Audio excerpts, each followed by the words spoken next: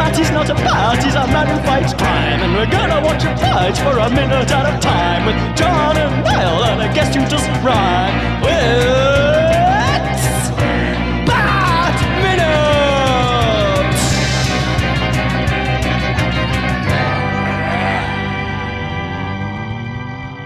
Hello, and welcome once again to Bat Minute Forever, the podcast that charges headfirst into every single minute of Joel Schumacher's Batman Forever, 1 minute at a time.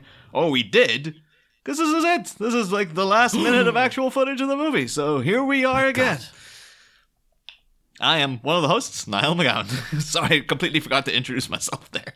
You forgot your own name. You're that amazed by the masterpiece that you have just witnessed. I am the other host, John Parker, here to crawl through lists of names, one after another, every single one. We're going to talk about every name. It's going to be 6 hours long. That's the thing. It's just, we avoided it at the start of the movie, John. I was like, oh, we don't have to do a whole credits crawl this movie. It's just like straight in after 2 minutes. This one's like, no, we got over a week of credits now. But to help us get that week cracked off, it is guests regularly standing the vigil of the last minute of the footage of the movie. It is returning guests from seasons 1 and 2, violinist and podcaster extraordinaire, Chrysanthe Tan. Yes, it's Chrysanthe Tan. Why did I just say my own name again? I'm used to having to jump in myself, but not being like introduced, but being like, and I'm Chrysanthe. Hey. Okay, let's jump into it. Is that cool? Yeah, so I'm actually quite keen to hear, Chrysanthe, because I know you. Well, for one, because I've wanted to get your musical opinion, because of all the guests we've had, you probably know the most about music in a classical sense. But I also know you've never seen the film before, so now I'm like, I gotta know what you think of everything, like the whole kit and caboodle and this new Batman score that's just been thrust upon you. Yeah, and let me just say one little thing as well. Do you know the reputation of the movie? It's very mixed. I think the reputation on all of them is mixed, though, to be fair. But my reputation, I do and don't. Like, I did watch it virtually with someone who had seen it as a kid and was kind of commenting on how, like, kitschy it was.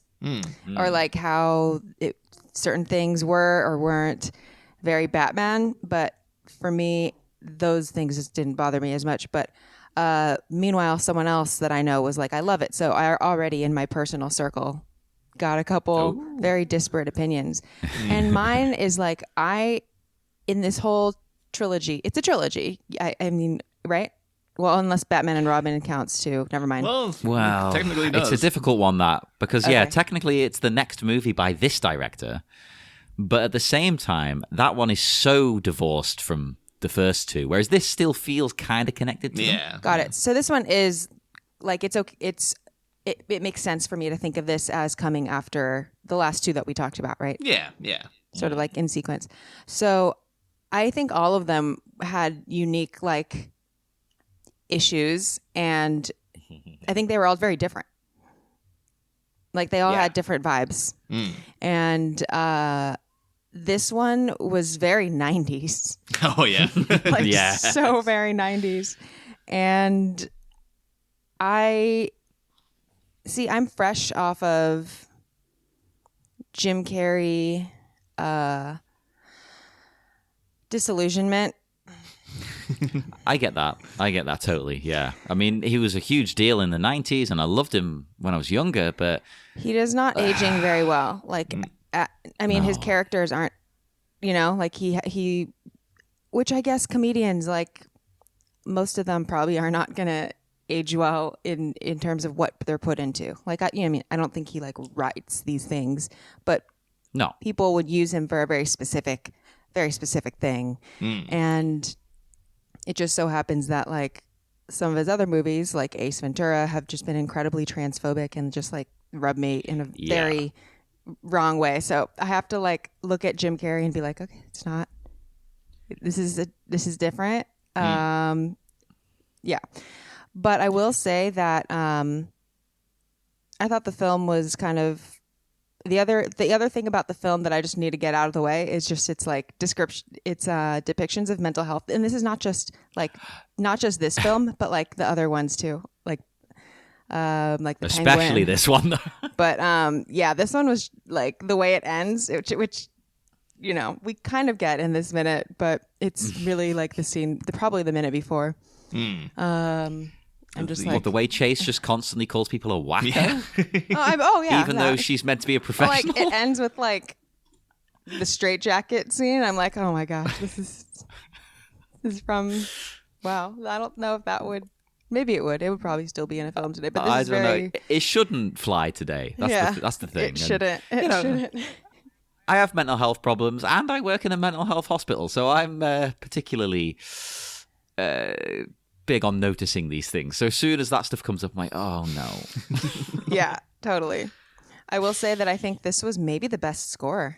Oh, really? Ooh. Wow. Yeah, and that really surprised me. I mean, I don't like to make comparisons of like best or I don't know. I don't really know how to do rankings. I don't know. Maybe it's. There's no point most of the time, I think. I just don't think it's fun, or like I understand why other people get it and like it. I don't know. Maybe it's a thing with like not being neurotypical, but I just don't understand how to do rankings unless it's like very obvious that I like one and don't like another. So exactly. Yeah. So this one surprised me because this score was actually very different from a lot of film scores that I listened to. Like, I don't think I realized, like, it impacted me slowly. And, like, this isn't on Spotify, so I couldn't really, like, go back sadly. And, like, comb through it like I have the others. But this is a rare one that I was getting, like, the impact of it as it was happening. So I almost didn't need to go through the Spotify score and then like decide, more form opinions after the fact and whatever, because in the moment it did what it was supposed to be doing as a score. Oh, now you're fascinating me. Like, I do enjoy the score, but I've never sort of thought about it in that way. So now this is why I want to sit and listen to it as a piece. Well, the record that they did release was only 45 minutes of it. Yeah. But I also think is fine. I mean, I'm someone who's I'm very like, for me, the mark of a good score is if it works in the moment, because that is what scores are supposed to do. They're not supposed to be standalone pieces. They can be enjoyed as such, but they're not created as such. And so they are to be held to different standards than other records. And so when people, I have to like I have to stop myself from like getting on my soapbox when people complain about like how the soundtracks don't line up with the movies and how like there's like little phrases missing and everything. And to me, I think they're different formats. Yeah. Of course, you're not going to have the exact same. It would actually be pretty boring if you had the whole thing, because you wouldn't be, I don't know, just think about it, like if you're narrating a play versus like putting that same thing in a story form. I'm so glad you said that, because I have listened to, there's a couple of versions of different soundtracks on Spotify and various other services for, like Star Wars and things, where they literally put every single piece of music on. And it's so long. I get bored halfway through and I never finish them. I much prefer, if I'm going to sit and listen to these things or put them on in the background or whatever, pare it down to the essentials. You don't want to just sit and listen to I mean, it's great that exists, and if people want it, it's there.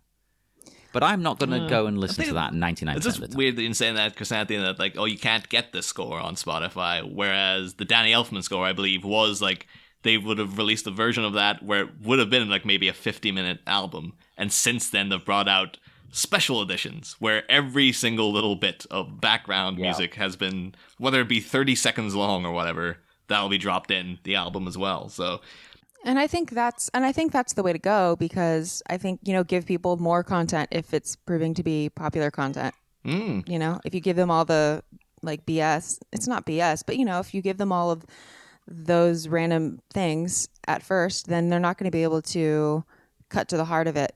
Yeah. And you will appeal to people who are super fans of the movie, but not to other people who are in it for the themes, because you have to think about it as well. Like it's almost more, it's when a composer is scoring a film, it's not like they already know exactly where all the cuts are going to be, and so they're going to like do it in that, they're going to write the music in that order with all the like little slices here and there and whatever. No, they probably have a different idea of how it's going to be cut, and especially if they're leitmotif composers like this one is, then they're probably writing like fuller things and then figuring out where to dole them out. They're not just like scoring minute by minute. They're scoring in themes, and then those themes kind of get dispersed however the movie gets edited. So like if you have to listen to a soundtrack where it's in order, you're going to really end up just getting those themes chopped up and in 10 different pieces, and you don't like have the one place where, it's Luke and Leia's theme or, whatever. And so you're also having to, put together the trails of like, it's just not how composers necessarily think about putting it together. Then I do know Elliot Goldenthal, the guy who composed all the music for this, he was brought in like extremely early. Like apparently he was one of the first people, like when they were building the movie, they came to him and like he said to cast him as the composer without cameras rolling or it even been fully cast in terms of actors or anything. He was brought in like very, very early days. So, and he came in with a real, like, I'm not looking at Elfman's stuff. I'm not, like, I'm just doing my own thing. So apparently he would have been deeply, deeply embroiled within the, as they were building the movie from the ground up. He would have been there the whole time, I guess. I'm glad to hear he didn't go through Elfman's stuff, because there's nothing worse to me than when someone is clearly aping what's come before. I don't want that. I want to hear you and what you're doing. I'll be very curious, because at some point we will be covering Mask of the Phantasm, Chrysanthe, which is like the animated movie. I don't know if you've ever seen it, but Nope. It's an animated Batman movie from like the mid-90s. And Shirley Walker does the soundtrack to it, and it's phenomenal. Like I said, amazing, amazing score. But she was brought in to do the music for the animated series when that was just, on TV. And I think initially her mandate was just kind of do the Elfman score, but not exactly, because we have to tie it into the movies and stuff. And it's so great to see her by the time Mask of the Phantasm comes out, because like you seen her kind of do the Elfman riffs and then eventually just go, all right, I'm doing my own thing now. And then she crafts her own version. That's like what Giacchino had to do though. Like do your own thing. Yeah. But so, I mean, that's that's obviously a director choice or like a studio choice. But it's funny because when people say like that was a fantastic score, I feel like I don't really go, at least on movie podcasts, where people are like, that was a bad score. I feel like the sentiment is usually like, if it hits the marks, then it can be a good score, which is fine. I don't think there needs to be an impossible bar to hit for whether something's a good score. I would hope that like a movie would have a good score. Although, of course, Michael Giacchino, of course, doing the score for The Batman, coming out next year, hopefully. Apparently. Yeah. that's I believe that's his next project, anyway. Oh, wow. Or it was. Yeah. Well, here's the thing with like film scoring tradition is, do you follow any like music YouTube channels?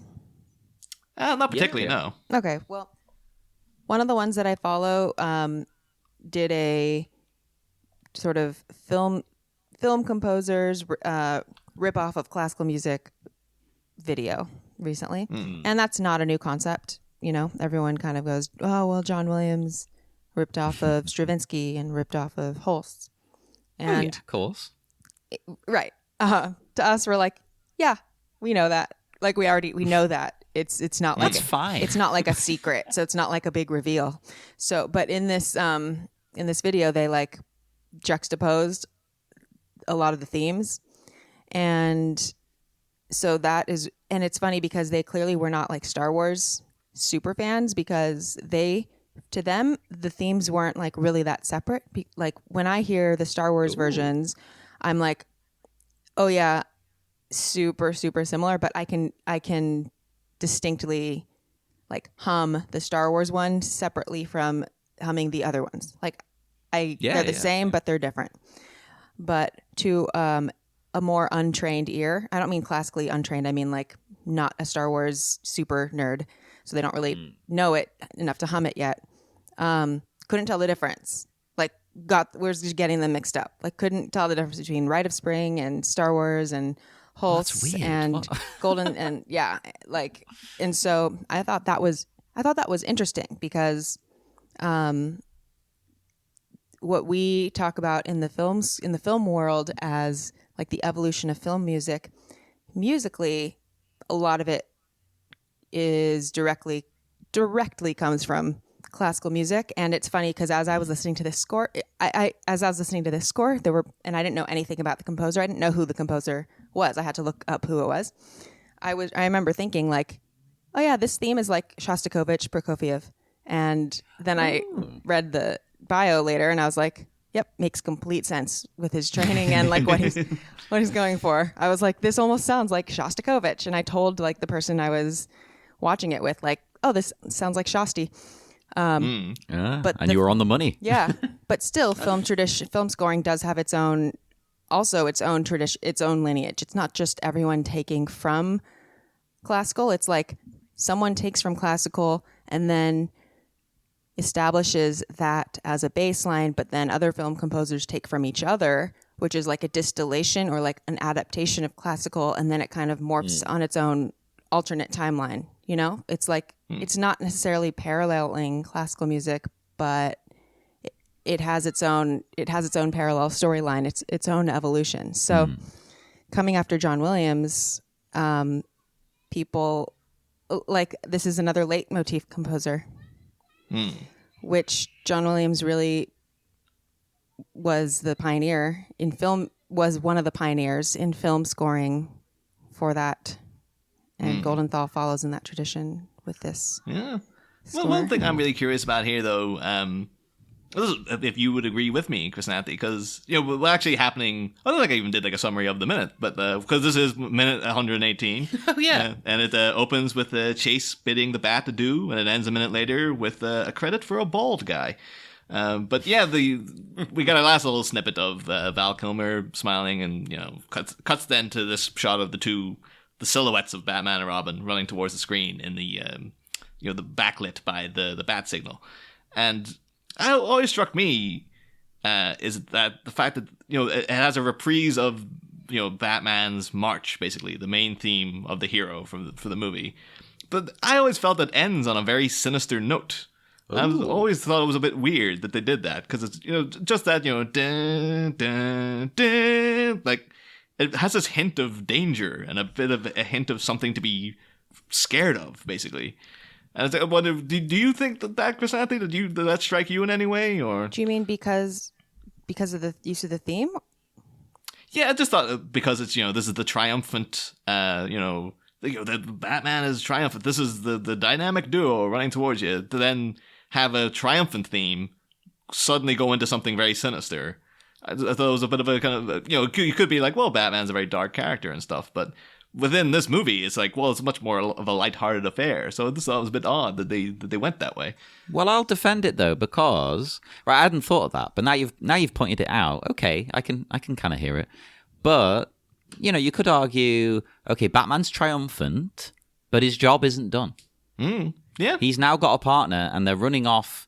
Where are they running? They're running into danger. They're running to fight more crime. Yeah. Their job is never done.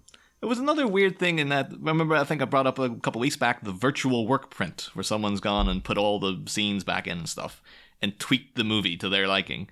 And one of the things they do change is like, yeah, this music at the end is altered to be the music from the beginning. So it does end in a more, dun, dun, dun, dun, dun, like kind of heroic, vibe. Which then when I was sitting watching that, it's like, why have they done this? Like, what's... So there's clearly been someone's thought about it at some point. So I was gonna say, I feel like I had to just rewatch it, and I felt that it was the opposite. I felt that they actually ended triumphant, Oh. Like they go into the theme, but then whose theme is that again? That sinister. That is all just embroiled in Batman's theme. The whole that dun, dun, dun, that is just part of his general theme throughout the whole movie. And they end it on the like fanfare, bold, like savior's coming. Like I get it. I get what you're saying. Like they bring in that sinister sounding theme, but then it's hard to explain without like I'm watching it in front of me. It explodes like in 19 seconds in. It kind of the chord changes. Like it's like the brass thing like makes it take a turn, and it ends on like a very typical major like fanfare thing. Well, I think it works either way. I think you could end on a happy, upbeat. You could end on a sinister note. I think they both work in the story. I wouldn't criticize either option. Yeah. Because triumphant because he's won this battle, but you could also go with a sinistery one because he's running into more battles, more danger. It's never ending. It's Batman. I think there's just more flavors than those two. Oh no, I just mean it doesn't have to be sinister or triumphant. It's probably a mixture of like, and now what's next? Yeah. Because now he's facing the future, which is full of danger and whatnot. But now he's got a partner by his side. it's weird though. It's like, and then what's next? Like, well, Batman and Robin. Oh, jeez. I guess that is something to be worried about. But for us, at least, minute by minute. Yeah. But what do people think of this visual though? Like, do you know what they're trying to evoke here by having this shot of the two of them run towards camera? As in the 60s show? Yeah. Yeah. I like the shot. Yeah, I think this actually is like a perfect distillation of Batman Forever as a concept, almost. Because it is like, yeah, this is harkening back to the 60s show, but it's still dark, and it's still mysterious, and it's still got a sinister edge to it in its own right. And like one thing I enjoy that they seem to have fixed is that in the 60s opening, it's always Robin's on the left and Batman's on the right. And they've changed it around here because I guess, well, if you're ever reading it, it's always Batman and Robin. So Batman should be on the left if you're reading from left to right. I just love the fact then, though, because it's kind of like, oh, yeah, it's 60s, but it's also cool and mysterious and stuff. And then just because Batman Forever always has to have some form of fault, it also looks a bit silly because Batman's cowl is wobbling the whole time. Yeah, his ears are going all over the place. It's just like, these costumes, you just can't help. They can't not look silly at some point. Like, it's inevitably going to be silly. The thing that I thought, though, is that they're by the bat signal. Yeah. But they're running. The bat signal's on a rooftop. Where are they running to? The rooftop that we've seen the bat signal on doesn't. But, I mean, obviously that's what they're literally doing. But let's pretend the movie's real, right? I think Where are they going? Because the rooftop's not... It's not this big, Niall. The rooftop's small. Yeah, maybe Gordon, after Chase Meridian, used it for a booty call. He's just like, I'm moving that damn signal. Jeez, I can't have everybody just... Maybe Batman insisted. He's like, We're the amount of damage. There's one.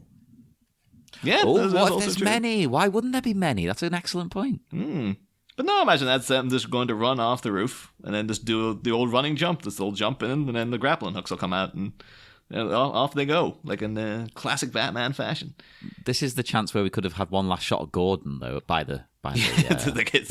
Yeah, just like that, they disappear and then there's another silhouette of like Pat Hinkle wandering on the screen. Yes.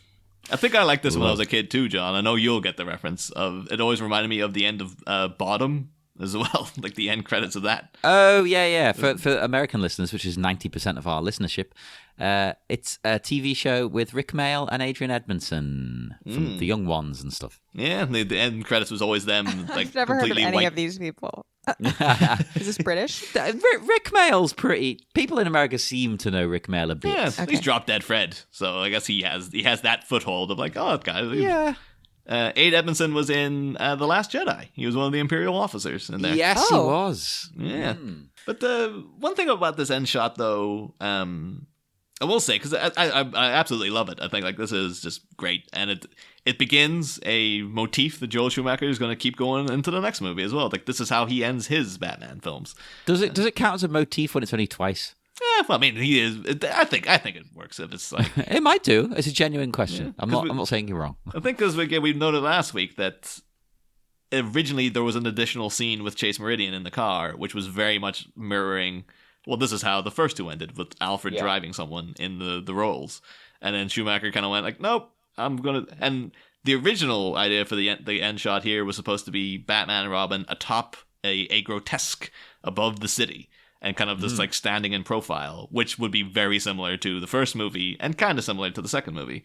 So, fair play to Joel to be like, you know what, like I've had enough nods to Tim. Okay, I'm gonna go out and do my own thing.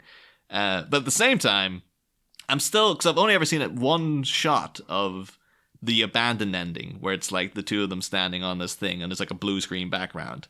But I did mention many weeks ago now the advertisement for the video game, which was amazing.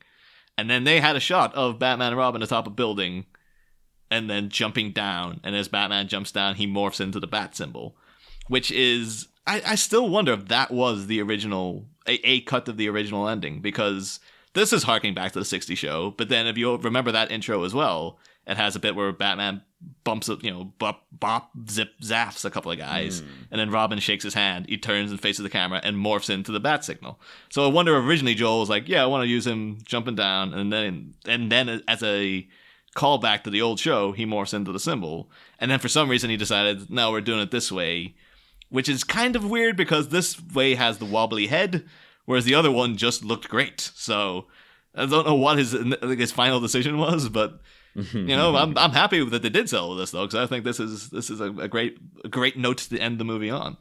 Hell yeah.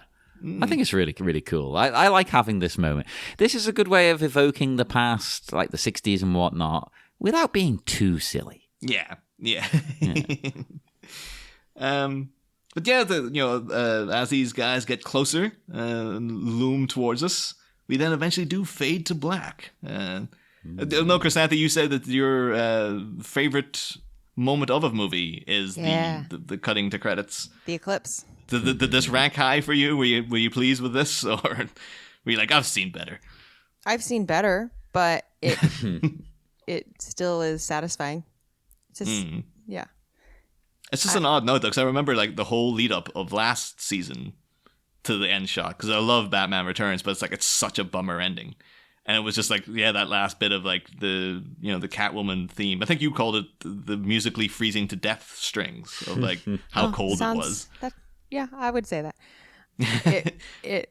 It's not, when I say like it's my favorite part of the movie, it's not necessarily that it's always like, I think it's the most interesting part of the movie, and it's often my favorite part of the movie. But it's more in that as a whole, that moment in movies is just a thing that it's like a special thing that I always pay attention to. And so it has become meaningful to me. And also it's just like, I feel like it reveals, I feel like it's just like an interesting way it's an interesting place and time to view the like artistic decisions that were made in the film. Because oftentimes the endings are changed all the time, or sometimes endings are very like on the nose, or sometimes they're very leading to a sequel, or sometimes they're very stylized in a different way. And so I just think it's an interesting like filter to just see, like if I could see a supercut of like 100 different movies, just the way that it ends, I feel like that would be interesting. That could be your YouTube project. Yeah. I'd subscribe. But just say with that in mind, though, like, the idea of leading into sequels, knowing that there was a sequel to this coming. But actually, it just occurred to me as well, the fact that they decide to end on this, because this is the like, literally in that this shot is very similar to the beginning shot of the 60s TV show. Like, the start of the adventures of Batman and Robin is coming at the end of this movie, which is indicating that this is only the beginning for for these two characters. Yeah. I think that's probably what they were thinking there. They're like, it's the end Well, ironically enough, considering the song that features in the next movie, but the end is the beginning. Is the end is the beginning, and whatnot, Ouroboros, the art Ouroboros, which is a thing in all mediums, I would say. Music too. Yeah. Kind of Yeah. the thing of starting how you began.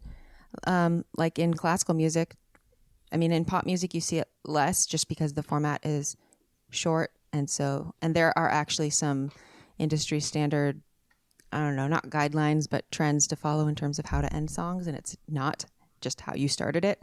But in classical music, there are certain eras where, especially now, and or the last 100 years, where you're more likely to not antithetically, like, what's it called when it's like it kind of peters out?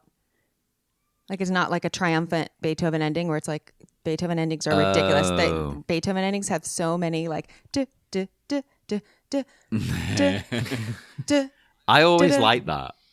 and it like gives you the ending like for a full minute. You're like, oh, last note, duh. And then it's like, no, another one, duh. And it's like, no, it's like just in case watching you Lord didn't of the get it, Rings duh. end. Yeah. Yes, which Wagner is which a lot of film music takes from Wagner is like has hilariously long endings where you're like, oh my God, just end it. You start getting Just out of your end it. seat. You're Just like, end it. But yeah, a lot of music will kind of go back to the very beginning, sort of, the way that it came in, it goes out that way too.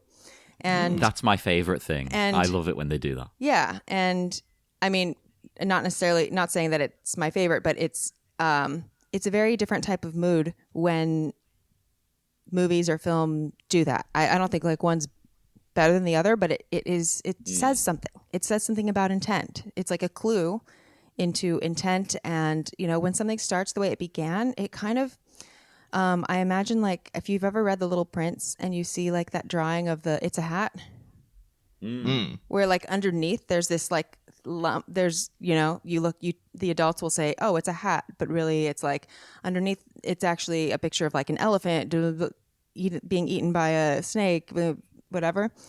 I feel like starting how you began is kind of like the audience going through their normal life and then accidentally like looking underneath the tablecloth and then being like, oh my God, there's this whole other world.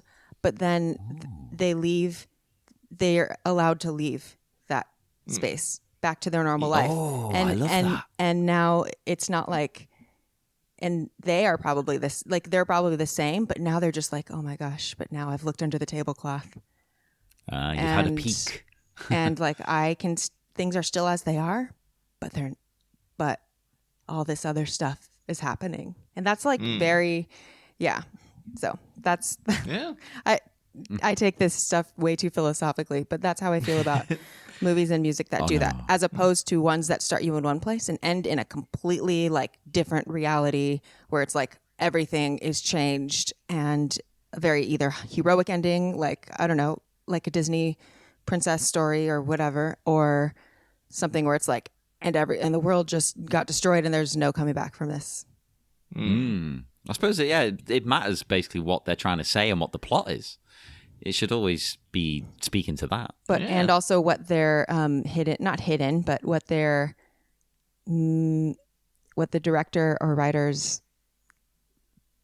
statement is, like, as an artist, like what they're trying to say. Think about the debates between Last Jedi and The Rise of Skywalker. Oh God! Like, we've talked about this a lot. The way that one can end a movie, it can be read very into. Let's just say. Oh God! Absolutely. We could do a whole 5 hours on this. Yeah. So it's a delicate time. The ending. It's an interesting cusp to me. It is, and I think that this one does a good job of not only ending it and wrapping things up and setting up the future, but it keeps the tone that Schumacher's established. I think it's not, in this movie at least, it's more lighthearted, it's more fun, it's not too silly, But there is still there's a serious element to it. Of course, that's all going to change in the next one. That serious element's going to be completely jettisoned. Yeah. But here, it totally fits. Well, I was actually quite curious though, Chrysanthe, because you said at the beginning you felt this is of the 3 scores you've heard so far, this is the best. Yeah. Like why would you say that? I was trying to think of what I meant by that. I think it's that it surprised me as I was listening to it. Like, as I was listening to it, I had this sense that it's hard because I liked the Elfman score too, and I love Elfman in general. And I still love Elfman's theme. But as I was watching this, I was like, this is a composer's composer. Yeah. It's different. This composition, the composing is different, and even different from Hans Zimmer Dark Knight stuff. This is a very, if I had to objectively judge, let's say Elfman, Zimmer's, and this, in terms of the craft that was put into it, and I would say this one is definitely the most crafted. High praise. Yeah. Yeah, I think his theme, it's so memorable, but the whole vibe of it, it's also orchestrated very well. The orchestration in this is really great, and he didn't do it, but he had a really great orchestrator. But this, to me, feels more like the things that I love about the Star Wars scores, in that it has bold statements in it. I don't know if that makes sense. Like, I don't think Hans Zimmer's score for Dark Knight Rise, I think it's good, but I don't think it has as many like bold statements. It's more like in the style of the trendy way that things are scored. Yeah, it's very trendy. Definitely. I mean, you could argue maybe he was one of the people who created that trend, but still, it doesn't necessarily make it any. Yeah. Lots of loud noises. And it's more, and it's also more, it's not bad, but it's also more about texture. Whereas this is more about things that you can hum and things that are like just very distinct. I don't know. It really was, if you liked the score, I highly recommend listening to Shostakovich and Prokofiev. Those are some of my two of my favorite composers. I love I love the composers from that. It was like the Russian school. Well, speaking of music, though, we once we go into the credits, we'll touch on a few names, but there's another very big musical moment that's very different. Yeah.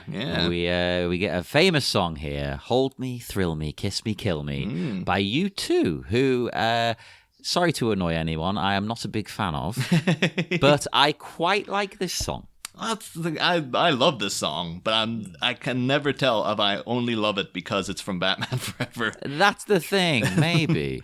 Now, it was very popular, though. It made number 2 in the UK. And this was a time where getting into the charts actually was difficult. Yeah. Unlike now, we can do, it's weird now. But I'm still surprised it didn't make number 1. Yeah. But although it's very violin heavy as well, particularly towards the end. What do you think of the song, Chrysanthe? Like, are you I'm not a U2 fan? No. You're not a U2 fan. Okay. No. I was kind of just like, oh, good. Okay, this is Good. I don't We're all know. in This agreement. sounds like a song from that time period. All right.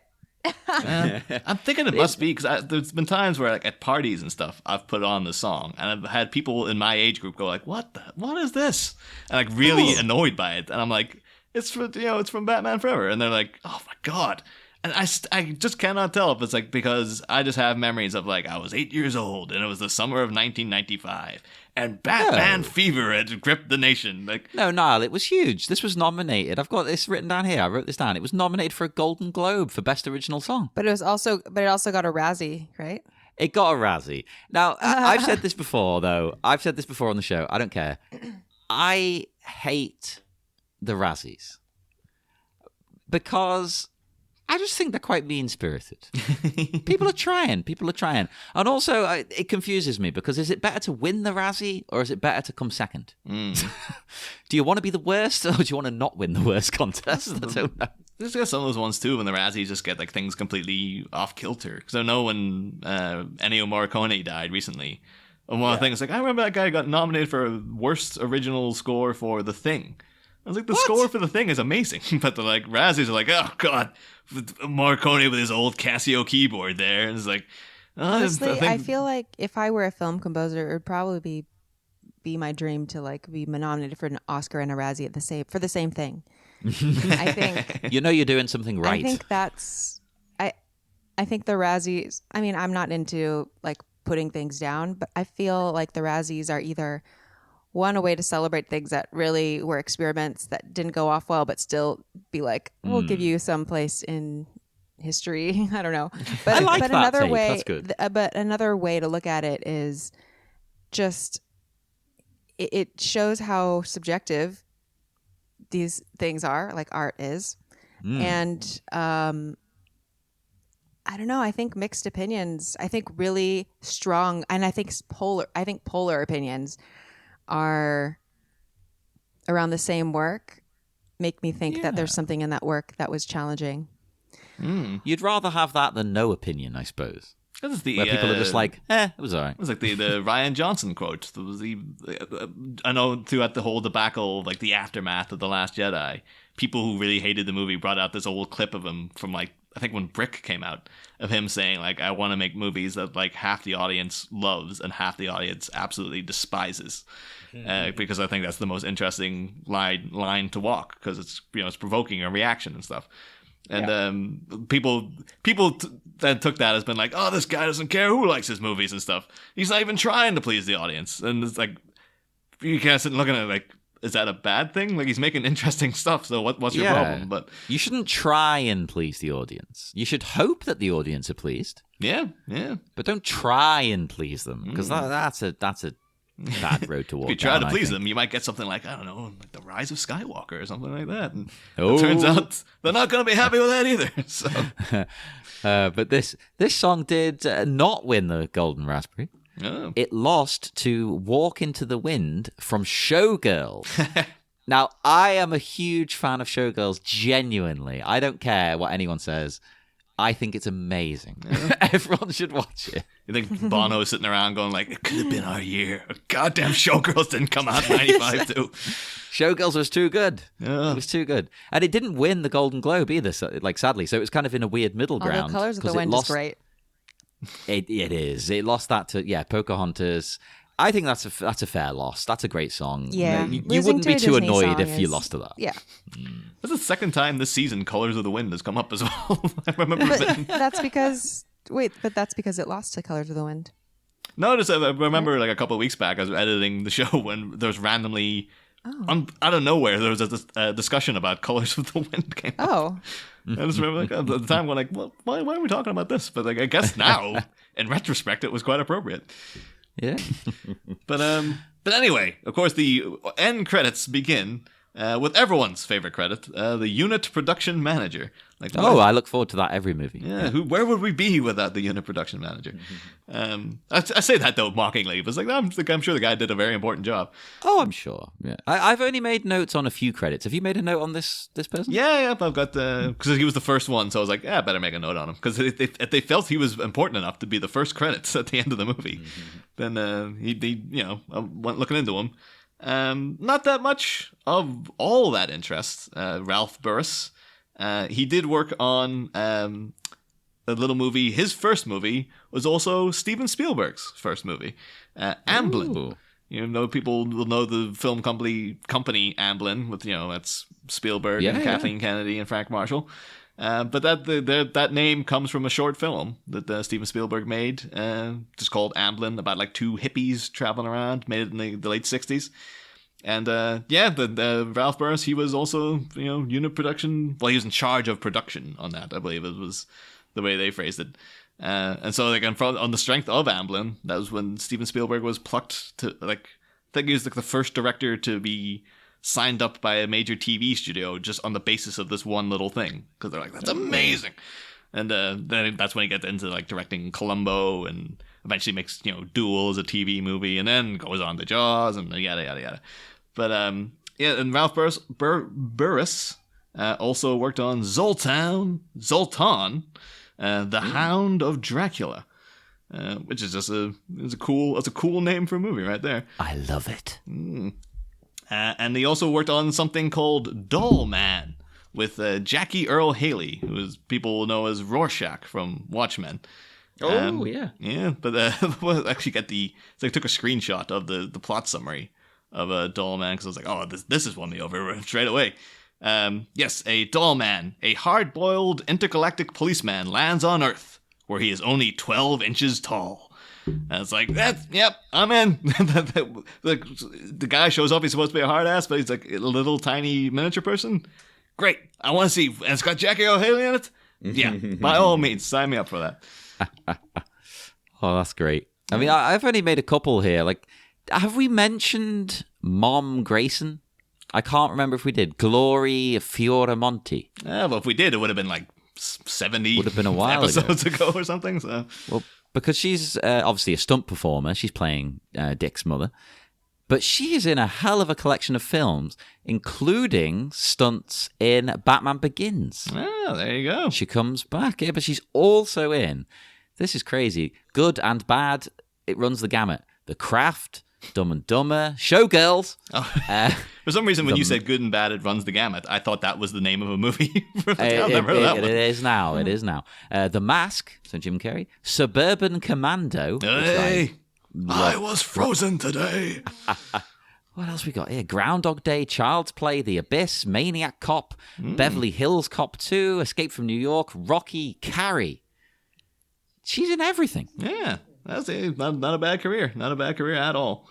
That's amazing. Because you get other ones I made a note on as first assistant director William M. Elvin worked on Midnight Run, fantastic movie. If you haven't seen Midnight Run, treat yourself. It's just such a great film. Of course, the score of that was composed by Danny Elfman as well. Very different to his other scores too. It was a very unique sounding. I think the main theme was then reworked into an Oingo Boingo song. Tried to Believe. I always thought that was a bit odd that he did that, but that's awesome. William M. Elvin also did Joe versus the Volcano, The Man on the Moon, not Man on the Moon. This thing starring Reese Witherspoon, not Jim Carrey. Oh, yeah. I have something that ties into Man on the Moon. Oh, but not The Man on the Moon. No. He also worked on a TV pilot for The Witches of Eastwick, obviously based on the success of the movie. But it did, it was a failed pilot, didn't get picked up. But the role of Jack Nicholson, and that was played by a guy called Michael Siberi, who also starred in Birdman with Michael Keaton. So it's all connected. Hey. The guy also worked on City Slickers 2 with Jack Palance. Of course, our beloved Carl Grissom. Ace Ventura 2, A Time to Kill, Joel Schumacher's next movie. End of Days, Collateral Damage. With both Arnold Schwarzenegger movies, and My Life, which stars Michael Keaton and Nicole Kidman. So, yeah, there you go. There's a whole bunch of little connections there with William M. Elvin. Oh, that's crazy. Yeah, loads. Yeah. One thing also, too, we didn't mention that I really love that these end credits do is that they bring up the bat emblem in the background again from the very beginning of the film. And I just love that. No other Batman movie does this, to have the symbol in the background. It's only occurred to me through doing the show that, I guess that's like the symbol on his chest at the end for the sonar suit. I guess that's what they're going for. It is. Yeah.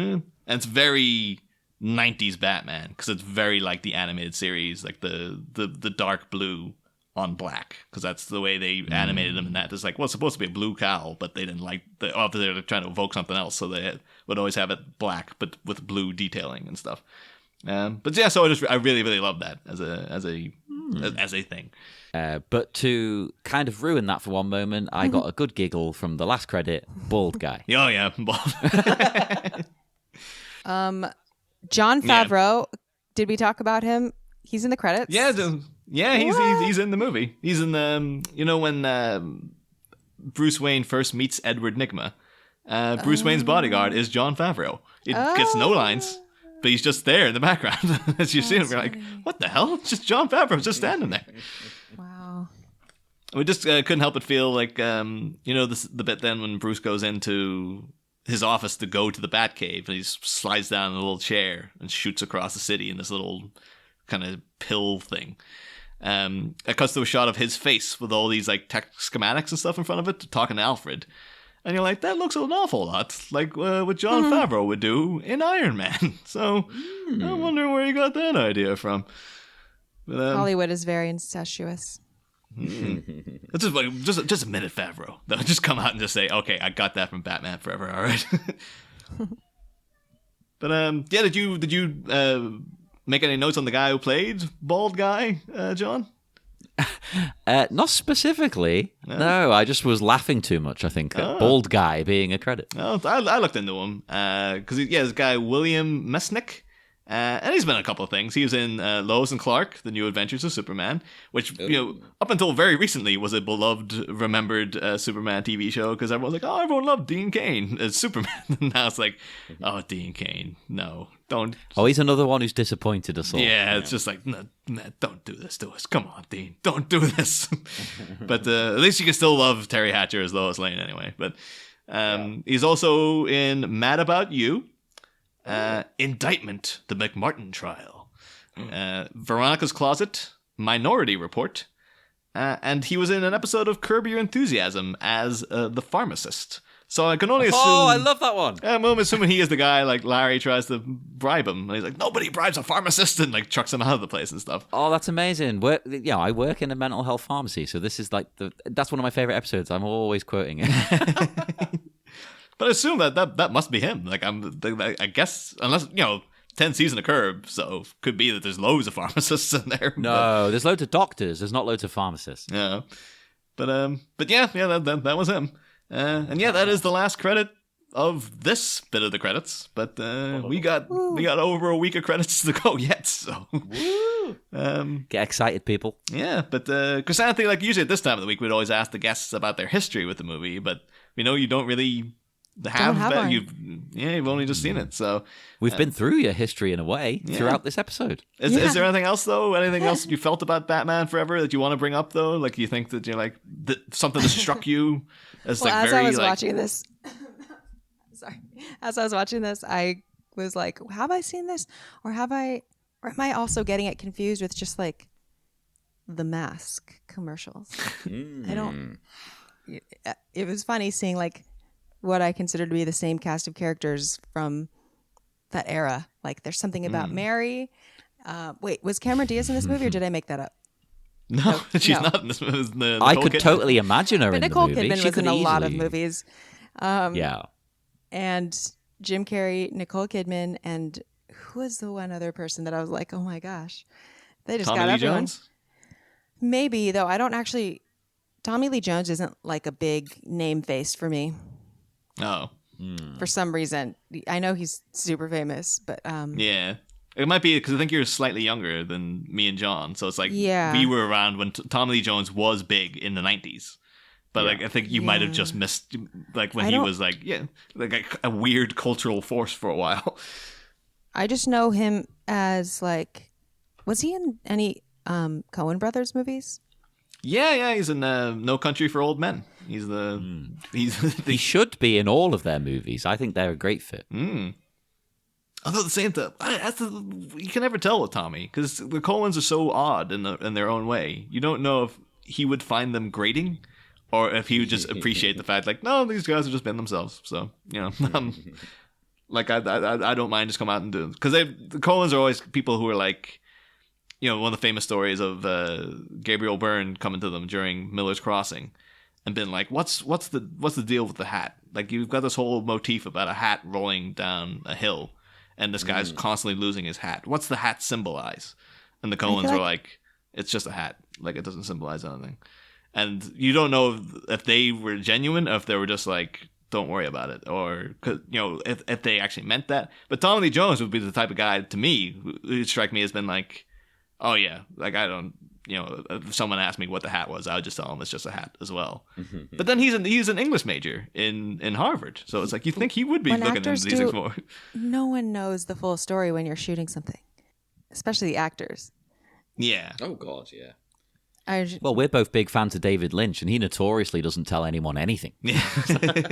I mean, sometimes it's just they're not. That's maybe, I don't want to say above their pay grade or below their pay grade or something, but that's not that's not what they need to be concerning with themselves with sometimes. Or sometimes it's not even a fleshed thing that their people are sure that this thing's going to happen yet. Although, I mean, the hat's different. But, okay, I'm looking at the credits now. Drew Barrymore, that was the one. Oh, okay. Of course, yeah. Oh, my gosh. That's funny. We should have known. We've talked about her loads. But yeah, I only just realized that we've been going for an hour and 20 minutes. So I think it's because it's the end. We end up just talking about everything, don't we? Yeah, okay. So I guess we probably should wrap this episode up then. Yes, on that note, we will head off into the dark, dark night. Oh, Nicole Kidman's Chrysanthe? accent is pretty good. Oh, it is, isn't Yeah, it? Yeah, yeah. we were surprised by that. She's one of them. Like, I think nowadays she's done American accents so much I can't even imagine her speaking in a natural accent. Yeah, I was thinking actually this whole time that this is one thing that Jim Carrey has over, even over like Val Kilmer. I mean, just when you're cast in the lead role, I feel like your career is just shorter, or you're a little more stifled when you're cast in leads all the time. When you're the main heroic, like you're cast to be the face of the thing. It's always more interesting to play the bit characters, the side characters. There's more longevity and there's in that, in a tons way. more longevity than just like, yeah. it's not very marketable if your thing is that you're very marketable and classic, because classic changes. You can't be classic. Yeah. Being the classic lead is a red flag, except for like that 5-year period. And people will swiftly get bored of you and move on. Yeah, but all the young actors want to be that. That was like, I mean, I live in LA, so like my earliest acting classes in Hollywood were like teachers being like, look, trust me, you're not all going to get cast as the ingenue. Trust me, you're not all going to, like, so you have to get over that now. Like, you can't all just be trying to look the same and try to look like, the earlier that you can lean into the things about you that make you different and the things about you that you don't like, the better your career is going to be, promise you. That was like one of the first pieces of advice that I got. It's like, don't even try to be the main person. Wise words, I think. Oh, You'll be a lot absolutely. happier, and you still might succeed in that way. Absolutely. But And there's like people who are way like so deluded into, like, they're so out of that range that clearly try to put themselves into that box. yeah, That, I mean, why do that when, I mean, Val Kilmer, he's not a lead in anything anymore. Nicole Kidman, yeah, I mean, she was, Drew Barrymore, I'd say, is probably someone who would be more attractive from a hiring perspective now, because she wasn't just she already was kind of like seen as quirky. Oh yeah, she always was, wasn't she, from minute one? So it like makes sense. Like, people maybe take her more seriously too. Anyway, Well, on those revelations, we will head off into the dark, dark night. Yes. Chrysanthe, would you like to tell our listeners where they can find you and your work online, or if you'd like sure. to promote anything? Sure. My name is Chrysanthe, and I am on all the social media platforms just as Chrysanthe Tan. Not that you know how to Cool. spell that. I'll It'll be in the show notes, I'm sure, or whatever. It will. With links as well, so you don't even have to type, people. Instagram is where to go if you like to play Guess the Tune. I do a cover every Monday, and the first person to get the song right picks the next tune. It's a lot of fun. And then, Twitter's for all the... I'm just kidding. In the best way. Yeah, so would love to see you there. Or Spotify, you can look up my music. Well, check all of that out, everybody, and come and speak to us on the usual Facebook at the Bat Minute Listeners Cave, and we're on Twitter, Instagram, all of those. Just type in Bat Minute, we're the only thing that comes up, and come and give a couple of dollars to our Patreon if you like, to get lots and lots of wonderful bonus episodes, more and more being added all the time, especially since we're approaching the hiatus. You're going to get hiatus episodes and extra Patreon stuff, so double whammy, triple whammy, quadruple whammy. And we will see you again on Wednesday for more Bat Minute Forever. Bat Minute Forever. Next time, give me some credits. We're in a monsoon of monikers and giving whole crews their dues, from professional performers to the originator of Riddler's Clues. But while gratitude is granted to all and sundry, which Irish Rocker's record will roll on from now until Sunday Bloody Sunday. Find out Wednesday, same Bat Pod, same... Damn it! Okay, I'll say find out Wednesday. Find out Wednesday, same Bat Pod, different Bat Minute. Ba-da-da, ba-da-da-da-da-da-da-da-da.